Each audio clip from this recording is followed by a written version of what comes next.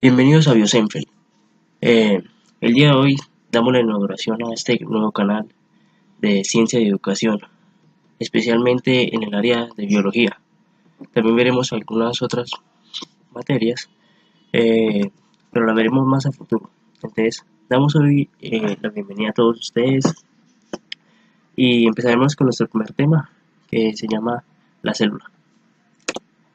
Eh, bueno, muchachos, como les estaba hablando, eh, la célula, cuando la vemos aquí en esta foto, vemos que hay muchas cosas, ¿no? Que son muchísimas.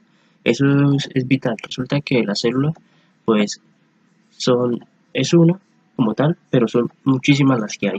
Demasiadas. Hay millones de millones de millones. Millones de millones. Entonces, ya veremos por qué. Resulta que su descubridor, el científico Robert Hooke, en 1665, resulta que él estaba con un microscopio y él le dio por examinar en el microscopio un pedazo de corcho. Resulta que cuando él lo examinó en el microscopio, él vio algo magnífico. Para los que no saben qué es un microscopio, resulta que es un aparato que nos sirve a todos nosotros para ver cosas demasiado pequeñas, o sea, son tan pequeñas que ni siquiera las podemos ver con los ojos. Entonces, buscamos una muestra, o sea, arrancamos un pedazo de algo y lo ponemos ahí y podemos ver cosas a una escala diminuta. Eso es la función del microscopio. Entonces, seguimos avanzando. Cuando él miró el tallo con el que le estaba hablando, él miró un pedazo de corcho de tallo, él encontró algo parecido a esto. Algo parecido a un panal de abejas. Resulta, muchachos, que cuando Robert Hooke lo examinó, él le dio una palabra llamada celdas y que con el tiempo se transformó en la palabra células. Muchachos, cuando él encontró esto, él con sus investigaciones se les atribuyó el descubridor de la célula. Pero entonces, ¿qué son las células? Aún no entendemos qué son las células, ¿cierto? Pues lo vamos a ver más adelante. Resulta que cuando encontramos esto, aquí tenemos las radiografías de dos personas, de dos seres humanos. Vemos que están sus órganos, saben, el cerebro, los pulmones, el corazón, y vemos que también están los huesos, ¿sí? También vemos otras cosas. Entonces, ¿qué son las células, muchachos? Bueno, resulta que las células son la unidad básica de todo ser vivo. Entonces, ¿quiénes son seres vivos? Nosotros los humanos somos seres vivos. ¿Quién más? Los animales, las plantas, todo eso son seres vivos. Aquella persona que pueda moverse, tenga vida, eso es un ser vivo. Entonces, eh, aquí vemos qué son las células, que no entendemos qué son las células. Resulta que las células son esto. Estos son las células. Entonces, si la vemos así, estos son las células. Entonces, ¿qué serían las células? Pues resulta que nosotros, los seres vivos, estamos compuestos de millones de células y cada una se une con diferentes funciones. Entonces, chicos, nuestro cerebro, especialmente la parte de las neuronas, son células demasiado especializadas, son las células más especializadas de todo el cuerpo. Entonces, ¿qué pasa? Nuestros huesos son células, son diferentes células, cada una, pero son células, son, cada una está diferenciada por el tipo de función que tenga. Entonces, ¿qué son las células, muchachos? Las células son la unidad básica funcional de todo ser vivo. Las células son, como tal, lo que nos hace a nosotros movernos.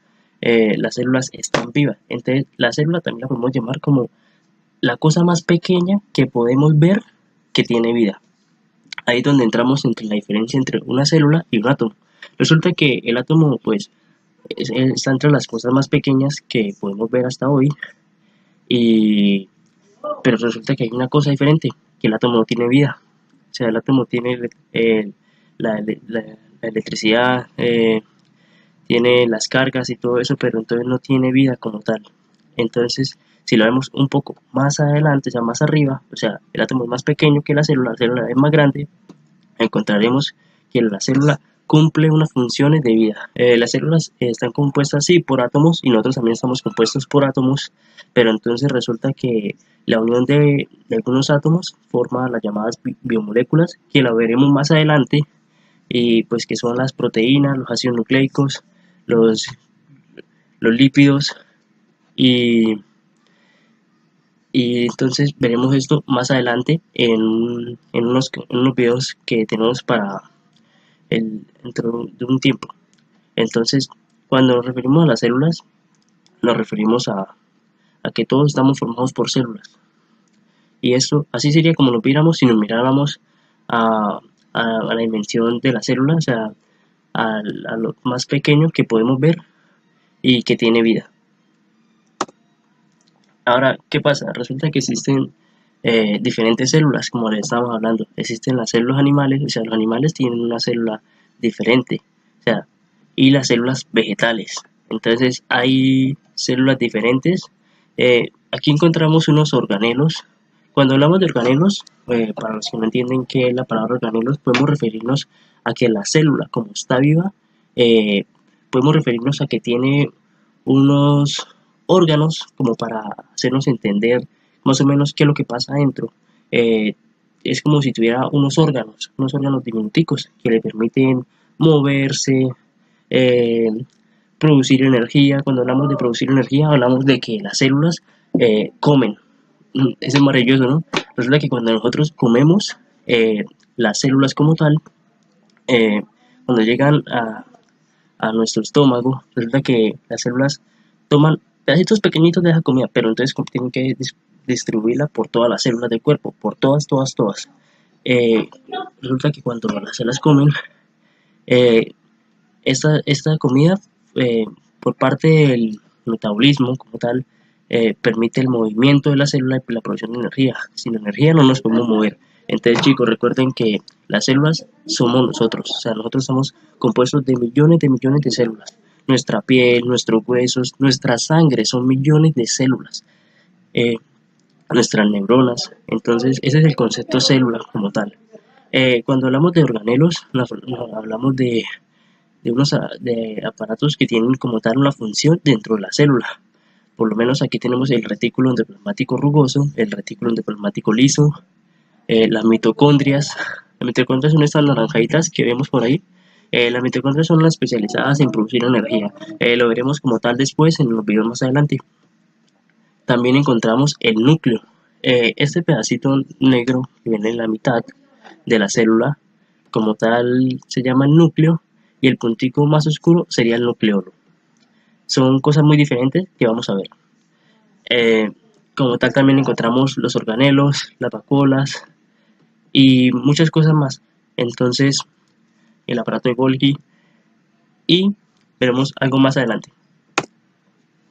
Resulta que cuando hablamos de las células, aparte de que existen las animales y las vegetales, o sea, las plantas, nuestros árboles, si usted va y la mira con un microscopio, como le digo, encontrará diferencias en organelos. Como las plantas tienen cloroplastos que permiten la producción, y, y tienen más vacuolas como tal, y entonces cuando nos referimos a los animales son muy diferentes. Todo esto lo vamos a ver en unos videos más especializados. Y ahora resulta que encontramos otra diferencia de células. Resulta que las células existen dos, ¿sí? Existen las dos clasificaciones de la célula, que son eucariota y procariota. Eh, entonces, ahora vamos a ver las características que tienen. Entonces, chicos, las eucariotas, resulta que las eucariotas, primero que nada, tienen un núcleo. Recuerden que les he explicado el núcleo. Tienen un núcleo definido, y en cambio las procariotas no tienen un núcleo definido. ¿Qué pasa? ¿Qué es el núcleo? Lo que pasa es que en el núcleo se guarda el ADN.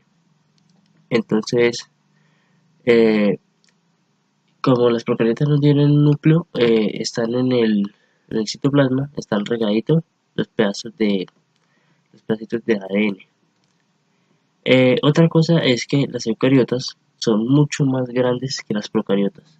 Las células procariotas son mucho más pequeñas, y resulta que su reproducción en las células eucariotas se da por mitosis y meiosis.